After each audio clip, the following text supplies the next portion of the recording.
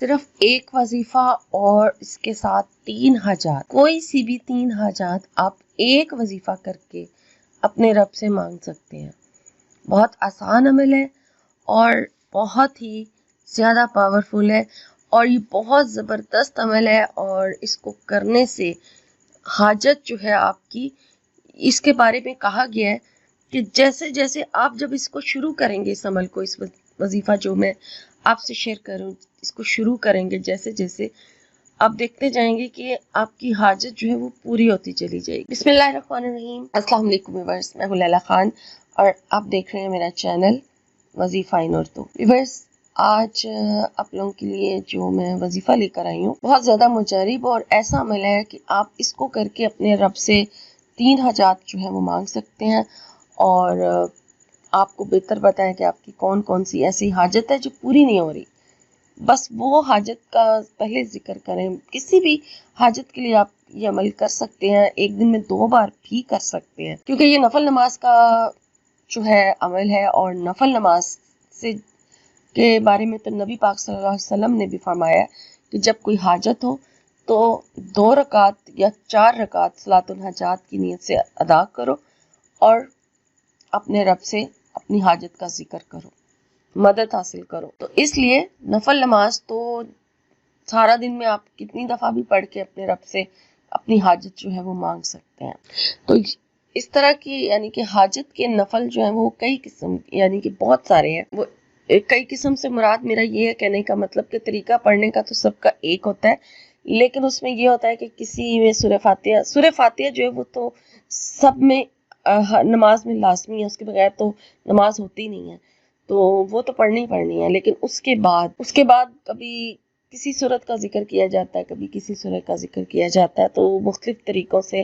یعنی مختلف صورتوں کے ذریعے سے نفل نماز جو ہے وہ ادا کی جاتی ہے، حاجت کی جو ہوتی ہے۔ تو آج جو میں آپ کو طریقہ بتا رہی ہوں، جو حاجت کے نفل آج میں آپ سے شیئر کر رہی ہوں، یہ اتنا زبردست ہے کہ آپ جان ماز پر بیٹھیں، اپنا عمل شروع کریں، یعنی اپنے نفل نماز شروع کریں، اور آپ کی نفل نماز جیسے ہی آپ پڑھنا شروع کریں گے، آپ کی جو حاجت ہے وہ آپ کے دل میں اور ذہن میں ہوگی۔ آپ بلکہ پہلے نیت کر لیں اور پھر نفل نماز جو ہے وہ پڑھنا شروع کریں۔ تو نفل نماز کے دوران ہی سلام آپ بعد میں پھیریں گے، دعا کے لیے آپ ہاتھ بعد میں اٹھائیں گے، آپ کی حاجت پہلے پوری ہو جائے گی۔ اور طریقہ کیا ہے اس کا وہ میں آپ کو بتا دیتی ہوں۔ پہلے آپ نے نیت کر لینی ہے اپنے مقصد کی۔ یہ نفل نماز کا عمل ہے، اس کا ویسے ٹائم جو ہے وہ عشاء کی نماز کے بعد بولا گیا، لیکن چونکہ نفل نماز جس ٹائم پر بھی ادا کی جا سکتی ہے آپ اس کو کر سکتے ہیں۔ اگر آپ نے ایک دن میں 2 بار 3 بار 4 بار جتنی دفعہ بھی ادا کرنی ہے آپ کر سکتے ہیں، لیکن عشاء کی نماز کے بعد اس کا کہا گیا ہے کہ اس کا جو ٹائم ہے وہ عشاء کی نماز کے ساتھ ہے، یعنی اس کے بعد آپ کبھی بھی پڑھ سکتے ہیں، ساری رات ہے آپ کے پاس، فجر کی اذان ہونے سے پہلے تک۔ تو آپ نے پڑھنا کیا ہے، کس طرح سے پڑھنی ہے، پہلے تو آپ اپنے مقصد کی نیت کر لیں گے، ٹھیک ہے، آپ مقصد کی نیت کر لیتے ہیں۔ اس کے بعد پھر آپ نے صلاۃ الحاجات کی نیت سے اپنے مقصد کی، یعنی آپ نے صلاۃ الحاجات کی نیت سے اپنے 2 رکعت نفل نماز جو ہے وہ سٹارٹ کرنی ہے، اور جب سورہ فاتحہ پہلی رکعت میں سورہ فاتحہ کے بعد آپ نے 3 مرتبہ آیت الکرسی پڑھنی ہے، اور آیت الکرسی کو اس طرح سے پڑھنا ہے کہ آپ نے ہر بار بسم اللہ الرحمن الرحیم پڑھنی ہے، یعنی 3 بار آیت الکرسی ہے اور 3 بار ہر بار یعنی کہ بسم اللہ الرحمن الرحیم پڑھی جائے گی۔ اور اس کے بعد پھر جب آیت الکرسی کمپلیٹ ہو جائے تو پھر بغیر بسم اللہ کے آپ نے سورہ توبہ کی جو آخری 2 آیات ہیں، اور ان کی اہمیت سے ہر کوئی واقف ہے کہ یہ کس قدر زبردست آیات ہیں، ان کو پڑھ کے بہت ساری پریشانیوں سے بھی نجات ملتی ہے، بہت ساری دعائیں بھی قبول ہوتی ہیں۔ ان 2 آیات کا بہت زیادہ فضیلتیں ہیں، بہت زیادہ، اور اس کو آپ نے نفل نماز میں پڑھنا ہے، دونوں آیات کو جو یہاں سے شروع ہو رہی ہیں لقد جاءکم سے لے کر آپ نے اینڈ تک یعنی وَهُوَ رَبُّ الْعَرْشِ الْعَظِيمِ تک یہ 2 آیات آپ نے پڑھنی ہے، اور یہاں پہ آپ نے یعنی کہ بسم اللہ نہیں پڑھنی، اور ان کو 2 مرتبہ پڑھنا ہے، یعنی دونوں آیات کو 2 مرتبہ پہلی رکعت میں آپ نے پڑھنا ہے، اور اس کے بعد پھر جب آپ دوسری رکعت میں کھڑے ہوں سورہ فاتحہ کے بعد پہلے آپ نے سورہ توبہ کی یہی 2 آیات جو ہیں آخری 2 آیات ان کو بغیر بسم اللہ کے 3 مرتبہ پڑھنا ہے. پہلی رکعت میں 2 مرتبہ پڑھی تھی اور دوسری رکعت میں آپ نے 3 مرتبہ ان کو پڑھنا ہے، اور اس کے بعد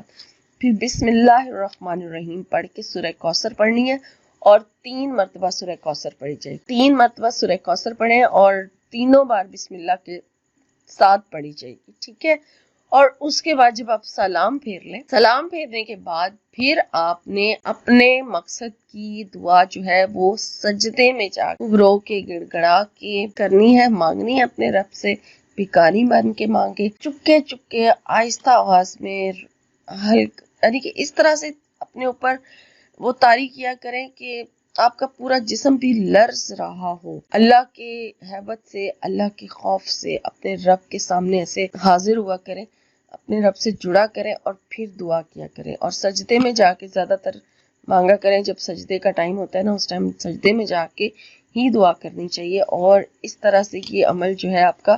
پورا ہو جائے گا. اور دعا سے پہلے اور دعا مانگنے کے بعد درود شریف پڑھ لیجیے گا. درود شریف کے ساتھ دعا جب پڑھی جاتی ہے تو وہ لاک ہو جاتی ہے اور سیدھی عرش پر پہنچتی ہے. تو یہ طریقہ تھا نفل نماز کا جو میں نے آج آپ سے شیئر کیا. اور کوئی بھی مسئلہ ہے، کوئی رکاوٹ ہے، کوئی بندش ہے شادی کے حوالے سے یا کاروبار کے حوالے سے یا کوئی آپ کی نوکری کے حوالے سے، کوئی آپ کو تنگ کر رہا ہے، کوئی پریشان کر رہا ہے، کوئی قرض کا مسئلہ ہے، یا کوئی آپ کے پیسے واپس نہیں کر رہا، کوئی بھی مسئلہ، مسائل، رزق کی تنگی ہے، کسی قسم کی بھی آپ کی حاجت ہے، میں نے آپ کو بولا کہ آپ 3 حاجات اپنے رب سے اس طرح سے عمل کر کے اپنے رب سے مانگ سکتے ہیں. یہ بہت زبردست میں نے آپ کو طریقہ جو نفل نماز بتائی ہے، یہ آپ کیجئے.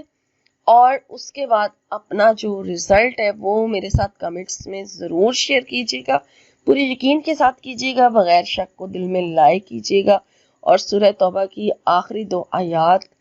جو اس میں پڑھنی ہے، آیت الکرسی تمام آیات کی سردار، اور دوسری رکعت میں جو سورہ کوثر، یہ بہت پاورفل عمل ہے جو میں نے آج آپ سے شیئر کیا. ضرور کیجیے اور سب امت مسلمہ کو دعاؤں میں یاد رکھیے.